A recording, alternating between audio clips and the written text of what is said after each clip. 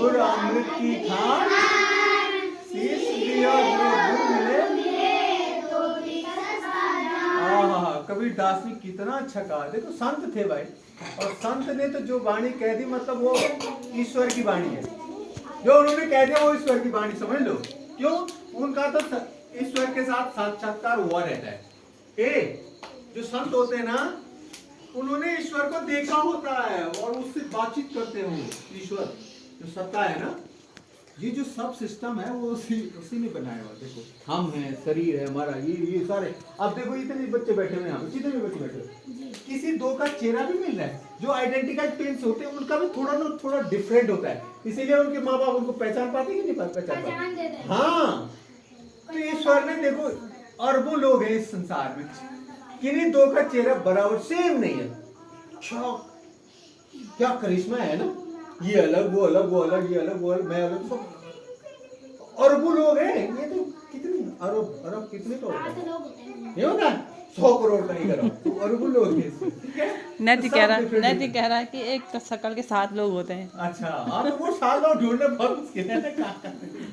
ठीक है, पर फिर भी उनमें कुछ ना कुछ तो डिफरेंट होगा, और कुछ नहीं तो डीएनए का तो डिफरेंट होगा ही होगा। फिंगरप्रिंट अलग होगा, सीधी बात। ये जो फिंगरप्रिंट है ना हमारे सबके अलग अलग, तो क्या करिश्मा है। ठीक है, वो सत्ता की बात करें। और उनके साथ उन संतों का क्या हो रखा होता है, साक्षात्कार। और उनकी जो वाणी होती है हमारे लिए अमृत समान। अगर हमने उनको फॉलो कर दिया, अगर हमको उनको पालन कर दिया, तो वो बहुत बड़ी बात है हमारे लिए। ठीक है, इसीलिए हम लोगों के लिए वो प्रेरणा स्रोत है। उनकी वाणी हमको अपने जीवन में उतारनी है, समझना उसको कहना क्या चाहते हैं। ठीक है, वहां पे क्या कहा उन्होंने, तन विष की वेलरी गुरु अमृत की खान। ये हमारा जो शरीर है वो क्या है, विष समान है। उसमें कई सारी अयोग्यताएं, कई सारी जो बुराइयां हैं वो छुपी हुई है, इसलिए विष की बेलरी कहा उन्होंने। ठीक है, और गुरु अमृत की खान। गुरु क्या है, अमृत की खान। अमृत समझते हैं, जिससे अमर हो जाता आदमी। ठीक है ना, तो गुरु अगर हमको मिल जाए, वो आगे लिखते हैं शीश दियो, अगर सिर कटवा के भी अगर हमको गुरु की प्राप्ति हो जाए तो भी सस्ता जान, फिर भी सस्ता समझो। तो इतनी महिमा उन्होंने गुरु की कही है यहाँ पे कि गुरु, सच्चा गुरु मिलना बहुत मुश्किल है। अगर सिर कटवा के भी आपको सच्चा गुरु मिल जाता है तो वो भी सस्ता है, समझ लो। ठीक है ना, तो अच्छा गुरु मिलना, और जब अच्छा गुरु मिल जाए तो आपका क्या हो जाता है, जीवन उद्धार हो जाता है, कल्याण हो जाता है, आपका जीवन सार्थक हो जाता है। नहीं तो क्या है कि जीवन लिया, खाया पिया और भोग विलास किया, खत्म, कुछ नहीं, कोई अस्तित्व नहीं। पुनरपि जननम पुनरपि मरणम। पुनरपि एक थोड़ा और है उसमें, क्या कहते हैं उसको, जननी जठरम जन्मम पुनरपि जननम, पुनरपि जननी जठर जन्मम, इस तरह का कुछ है। तो वो मतलब कहने का मतलब कि बार बार जन्म लेना पड़ता है।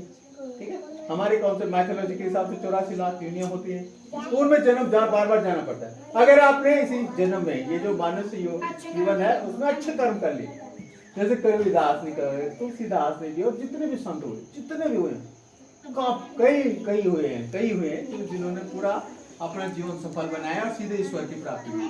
उसके बाद उनका पुनरपि जननम पुनरपि मरणम ये कुछ नहीं हुआ, सीधे भगवान को प्राप्त हो।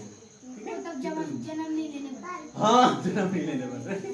तो वही वो कह रहे हैं कि इस तरह से होता है, और हमको उनकी बातों का जीवन में तनु प्रेरणा, हाँ, पालन करना चाहिए। ठीक है, और लौह पुरुष के नाम से किसको जाना जाता होगा,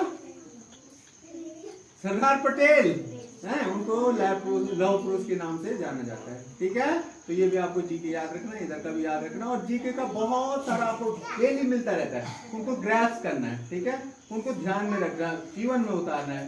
ठीक है ना, और अपने मेमोरी में उनको फिट बिठाना है। जितनी भी चीजें आपको सुबह होती है, यहाँ से लेकर उस बोर्ड से लेकर के, और यहाँ से हमारे मुखारबिंदु से जो बातें आती है, ठीक है, उनको एक तो आपने समझना है, दूसरा उनको जीवन में उतारना है, और उनके हिसाब से काम करना है। ठीक है बाबू, तभी इसका फायदा है, नहीं तो कोई फायदा नहीं।